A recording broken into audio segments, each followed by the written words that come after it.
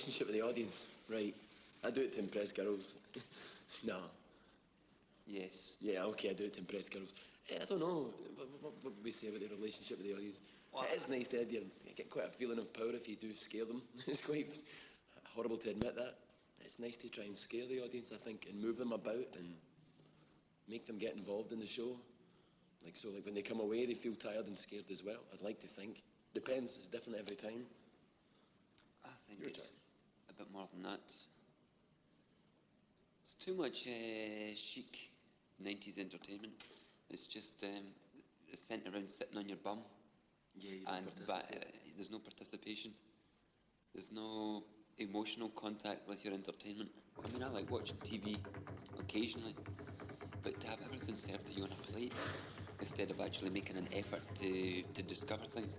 If the things happen in different parts on the different stages, then it's up to you. It's your responsibility to go and to push through the other people in the crowd to find out what's happening rather than just having it all enacted in front of your eyes. I think it's nice as well, the idea of keeping the audience moving and moving them, because, I don't know, the same kind of buzz if a car's driving into a large crowd of people, you know, obviously the drivers know what they're doing, but the people move, people feel a bit of fear, it's a more intense experience you get, I suppose, than staring at a TV and watching just fake explosions.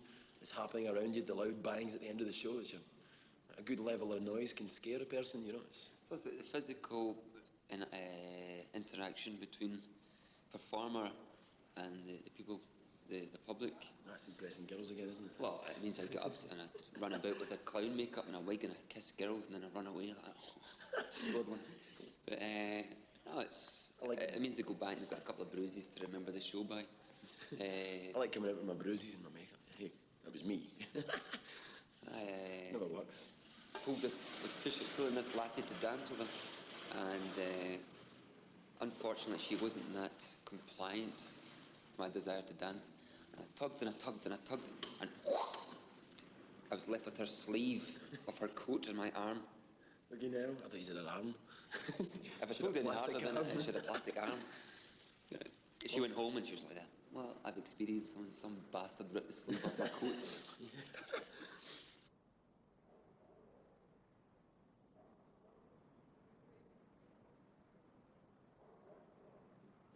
Yeah, a lot of this alternative scene that is the travellers and the people that have come out of England that are doing entertainment in Europe at the moment or at least the English side of it, come from free festivals that were going off in the 70s and 80s in England. And it's basically the beauty of these things was there was just groups of people that was pulled together on empty pieces of land, public ground it used to be called, and people would turn up. You'd have quite a few thousand people turn up for a weekend's entertainment, where people would set up stages and bands could turn up and play and play their music to people. It wasn't particularly geared as a money thing. It was just for people to have fun and spend a weekend or a week or however long it be amongst other people, and just to have a good time and have a lot of alternative things to go and see. It wouldn't be a pre-planned thing. Lots of different things would happen. People would turn up just to have fun, or people would turn up to show other people what it is that they're doing, you know. Unfortunately, in England, what happened is that gradually they stopped allowing this to happen. The public land you weren't allowed to use. The public weren't allowed to use public land, which seems a little bit strange, really, but this was the case. And fortunately, there were these festivals to go to, where you could see that there was an alternative way to live, you know, and also with housing problems and all this sort of thing, it helped gear towards people. You can buy your home, and your home can have wheels on it, and you can go and drive it anywhere you like, and for £600 or whatever it was, you can get yourself a vehicle and you can live in it. And you can keep it warm by getting wood that you can find for nothing, so you don't have any heating bills. You can You can park up and live with, you can choose your neighbours. You don't like your neighbours, you go and drive off. Instead of having big wars, spending years of your life having wars with your neighbours, you can just fucking get up and move, you know? So in that sort of sense, life's a lot easier, it's freer. You don't have to have a war. You don't have to live a war. You're a lot freer in that sort of sense because you can be mobile. Anyway, what is nice is that these events, they show people that there is an alternative.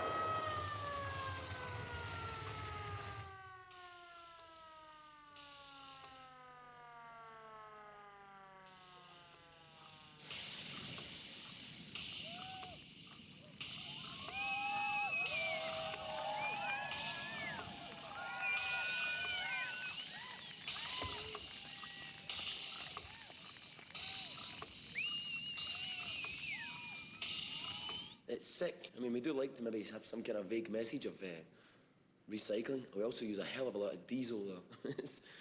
But, yeah, it's too much. It's far too much. When we're eating diesel. The TV and all this kind of stuff. Gallons It's meant to of keep people diesel. quiet and meant to keep people sitting their bum and they don't do anything. It's a way of ruling people so as they don't get up and get angry and get bored with their really, really shit jobs they've got to do. Controlling them, it's not Sit in front of the telly this afternoon. money from them. Makes money from them, but it keeps them Go to quiet. work, go to work. Go to work, come home, stare at the TV, eat your dinner.